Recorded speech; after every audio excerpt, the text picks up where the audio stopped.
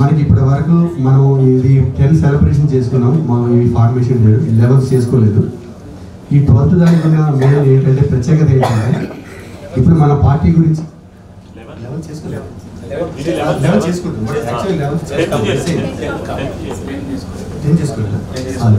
చేసుకుంటున్నాం.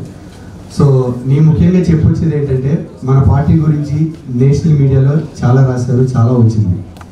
ఈ రేపు జరగబోయే ఈ ఫార్మేషన్ డేని ప్రతి నేషనల్ మీడియా ఛానల్లో చూపించాలి.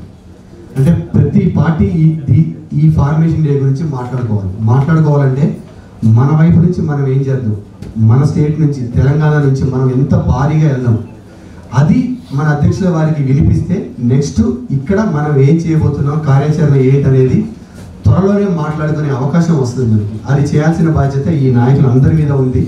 మీరు ఎంత భారీ సంఖ్యలో తరలి వస్తే మనం అంత సక్సెస్ సాధించినట్టు. త్వరలో ఇక్కడ మనం ఒక పెద్ద భారీ మీటింగ్ చేయబోవడానికి అదొక అలాగే మనకి అది స్టార్ట్ అవుతుంది. సో నా రిక్వెస్ట్ ఏంటంటే మన ఎమ్మెల్యేగా పోటీ చేసిన వాళ్ళకి ఎన్ని ఓట్లు వచ్చాయో అట్లీస్ట్ అంతమందినైనా తీసుకొని రండి. 100 ఓట్ల సంఖ్య వరకు తీసుకొస్తే చాలు. మిగతాది మీకు ఏం కావాలో ఏం చేయాలో మేము మా వైపు నుంచి నేను కానీ శంకర్ గారు కానీ మన రాజలింగం గారు సాగర్ గారు మేము వెళ్ళి నాగల్ గారితో కూర్చొని మేము ఏం చేయగలమో చేస్తాము. మా సాయశక్తిలో ట్రై చేస్తాము. బియాండ్ అవర్ లిమిట్స్ నుంచి మేము ఏం చేయలేము, బట్ మా సాయశక్తిలో మేము చేస్తాము. సో మరొకసారి నా రిక్వెస్ట్ ఏంటంటే దయచేసి భారీ సంఖ్యలో రండి. రేపు జరగబోయే విజయోత్సవ సభని విజయవంతం చేద్దాం. సక్సెస్ఫుల్గా ప్రతి ఇండియా మొత్తం దీని గురించి మాట్లాడుకునేట్టు చేద్దాం. Thank you so much.